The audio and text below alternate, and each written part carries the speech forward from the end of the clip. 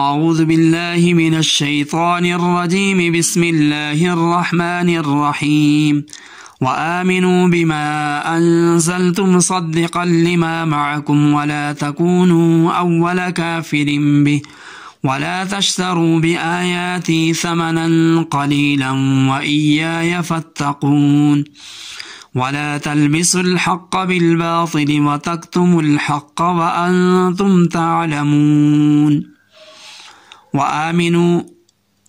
اور تم ایمان لاؤ بما اس پر جو انزلت میں نے نازل کیا مصدقاً تصدیق کرنے والا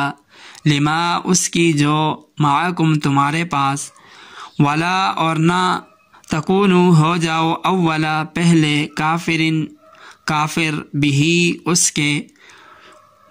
اور لا تشترو عوض نہ لو بآیاتی میری آیات ثمناً قیمت قلیلاً تھوڑی وَإِيَّايَ اور مجھ ہی سے فَاتَّقُونَ ڈرو وَلَا اور نہ تلبسوا ملاؤ الحق حق بالباطل باطل سے وَتَكْتُمُوا اور نہ چھپاؤ الحق حق وَأَنْتُمْ جبکہ تم تعلمون جانتے ہو وَآمِنُوا بِمَا أَنزَلْتُ مُصَدِّقًا لِمَا مَعَكُمْ اور ایمان لاؤ اس چیز پر جس کو میں نے نازل کیا اور وہ ان کتابوں کی تصدیق کرنے والی ہے جو تمہارے پاس ہیں وَلَا تَكُونُوا أَوَّلَ كَافِرٍ بِهِ اور نہ ہو تم پہلے کفر کرنے والے اس کے وَلَا تَشْتَرُوا بِآيَاتِي ثَمَنًا قَلِيلًا اور مت خریدو میری آیتوں کے بدلے تھوڑی قیمت وَإِيَّايَ فَاتَّقُونَ اور خاص مجھ ہی سے ڈرو وَلَا تَلْبِسُوا الْحَقَّ بِالْبَاطِلِ اور نہ ملاؤ حق و باطل کے ساتھ وَتَكْتُمُوا الْحَقَّ اور تم حق کو چھپاتے ہو وَأَنْتُمْ تَعْلَمُونَ اور تم جانتے ہو وَآمِنُوا بِمَا أَنزَلْتُ مُصَدِّقًا لِمَا مَعَكُمْ یہاں سے یہود کو خطاب کر کے اللہ تعالیٰ ارشاد فرماتے ہیں کہ اس کتاب یعنی قرآن کریم پر جو میں نے نبی پاک صلی اللہ علیہ وسلم پر نازل کی ہے ایمان لاؤ اول تو محض اس وجہ سے کہ قرآن کریم کو بھی اللہ تعالیٰ ہی نے نازل کیا جیسے تم تورات پر اس وجہ سے ایمان لائے کہ اللہ تعالیٰ نے اس کو اتارا اسی طرح یہ کتاب بھی اللہ تعالیٰ کی اتاری ہوئی کتاب ہے نازل کردہ کتاب ہے اس لیے اس پر ایمان لاؤ اس کے علاوہ یہ کتاب جو محمد صلی اللہ علیہ وسلم پر نازل ہوئی یہ اس کتاب جو موسیٰ علیہ السلام پر نازل ہوئی یعنی تورات اس کتاب کے کتاب الہی ہونے کی تصدیق کرتی ہے اس لیے تم اس پر ایمان لاؤ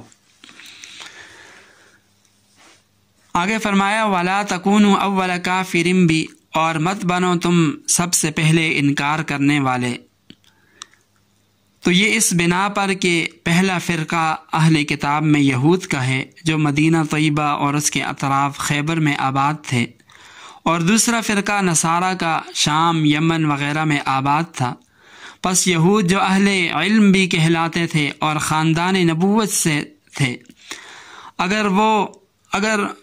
وہ نبی پاک صلی اللہ علیہ وسلم کی نبوت اور قرآن کریم کا انکار کریں گے تو نصارہ بھی ان کے دیکھا دیکھی انکار کریں گے اس لیے فرمایا کہ اے یہود تم اہل کتاب میں سے اس قرآن کریم کے پہلے منکر مت بنو کیونکہ اگر اہل کتاب کے لیے تم انکار میں بانی ہوگے تو بعد میں قیامت تک جتنے بھی اہل کتب منکر ہوتے رہیں گے قرآن کریم سے اعراض کرتے رہیں گے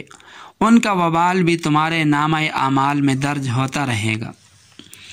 یہاں یہ بات بھی سمجھنے کی ہے اول کافر ہونا خواہ سب سے پہلے ہو یا بعد میں ہو بہرحال یہ انتہائی ظلم اور جرم ہے مگر اس آیت میں فرمایا کہ پہلے کافر نہ بنو اس میں اشارہ اس طرف ہے کہ جو شخص اول کفر اختیار کرے گا تو بعد میں اس کو دیکھ کر جو بھی کفر میں مبتلا ہوگا اس کا وبال اس شخص پر پڑے گا اس پہلے کافر پر بھی اس کا وبال آئے گا اس طرح یہ پہلا کافر اپنے کفر کے علاوہ بعد کے لوگوں کے کفر کا سبب بن کر ان کے سب کے وبال کفر کا بھی ذمہ دار ٹھہرے گا اور اس کا عذاب دگنا سے دگنا ہو جائے گا۔ یہیں سے یہ بات بھی معلوم ہوئی کہ جو شخص دنیا میں دوسروں کے لیے کسی گناہ میں مبتلا ہونے کا سبب بنتا ہے تو جتنے لوگ اس کے سبب سے مبتلا گناہ ہوں گے ان سب کا گناہ ان لوگوں کو بھی ہوگا اور اس شخص کو بھی جس نے سب سے پہلے اس گناہ کا کام کیا۔ اسی طرح جو لوگ دوسروں کے لیے کسی نیکی کا سبب بن جاتے ہیں تو جتنے لوگ اس کے سبب سے نیک عمل کریں گے اس کا ثواب جیسا ان لوگوں کو ملے گا ایسے ہی اس شخص کے نامہ اعمال میں بھی لکھا جائے گا۔ قرآن کریم کی متعدد آیات، رسول اللہ صلی اللہ علیہ وسلم کے متعدد فرامین میں، احادیث میں یہ بات بڑی وضاحت کے ساتھ بیان کی گئی۔ یہیں سے یہ بات بھی سمجھ لیں کہ آج کل موبائل فون پر، فیس بک، اسی طرح ٹک ٹاک پر یا واٹس ایپ کے اوپر یا یوٹیوب کے اوپر جتنے بھی لوگ جو غلط چیزوں کو فحاشی اور یعنی پھیلا رہے ہیں، گناہ کے کام ہیں، غلط چیزوں کو جو لائک شیئر کرتے ہیں، آگے بھیجتے ہیں، تو یہاں یہ بات سمجھ لینی چاہیے کہ جو لوگ بھی اس غلط چیز کو آگے پہنچائیں گے، اس کا تشہیر کریں گے، تو ایک گناہ تو یہ ہوا، اور آگے جتنے بھی لوگ اس غلط چیز کو دیکھیں گے، اس کے مطابق عمل کریں گے، اس کو آگے لائک شیئر کرتے جائیں گے، تو ان سب کا گناہ بھی اس پہلے شخص کے نامہ اعمال میں لکھا جائے گا۔ تو یہ انتہائی خطرناک بات ہے۔ فیس بک پر، واٹس ایپ پر ان چیزوں کے اوپر سوچ سمجھ کر کہ کس چیز کو لائک شیئر کرنا ہے اور کس کو نہیں کرنا، یہ ایک مسلمان کی ذمہ داری ہے۔ آگے فرمایا وَلَا تَشْتَرُوا بِآيَاتِي ثَمَنًا قَلِيلًا، اور مت خریدو میری آیتوں کے بدلے تھوڑی قیمت۔ تھوڑی قیمت سے مراد دنیا کا حقیر مال و متاع ہے۔ وَإِيَّايَ فَاتَّقُونِ، اور مجھ ہی سے ڈرو۔ فرمایا وَلَا تَلْبِسُوا الْحَقَّ بِالْبَاطِلِ، اور حق و باطل کے ساتھ خلط ملط نہ کرو۔ وَتَكْتُمُوا الْحَقَّ، اور نہ ہی حق کو چھپاؤ۔ یہ بنی اسرائیل کی ایک عام عادت تھی کہ وہ اپنی کتاب میں موجود سچی بات چھپا لیتے تھے۔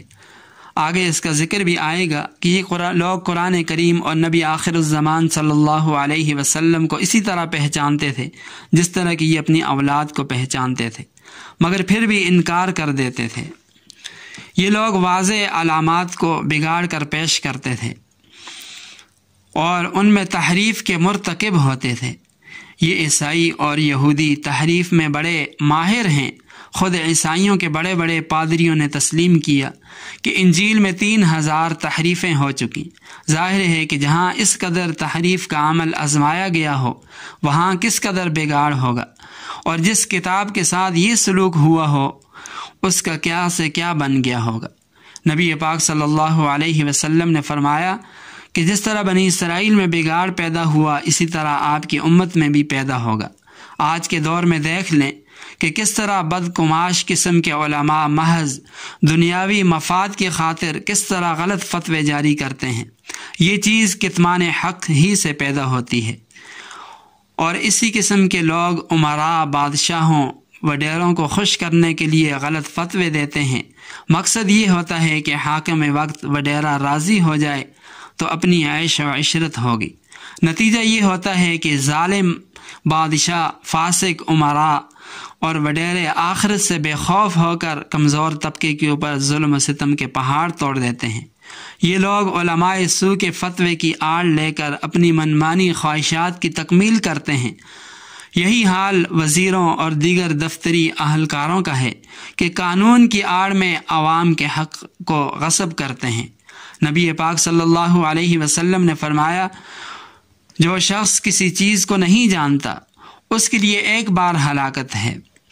مگر جو جاننے کے باوجود اس پر عمل پیرا نہیں ہوتا تو اس پر فرمایا 7 بار ہلاکت ہے۔ مقصد یہ ہے کہ کتمان حق کرنے والے دنیا پرست لوگ حق بات کو جاننے کے باوجود اس کو چھپاتے ہیں اور حق پر عمل نہیں کرتے، لہٰذا یہ 7 گنا سزا کے مستحق ہوں گے۔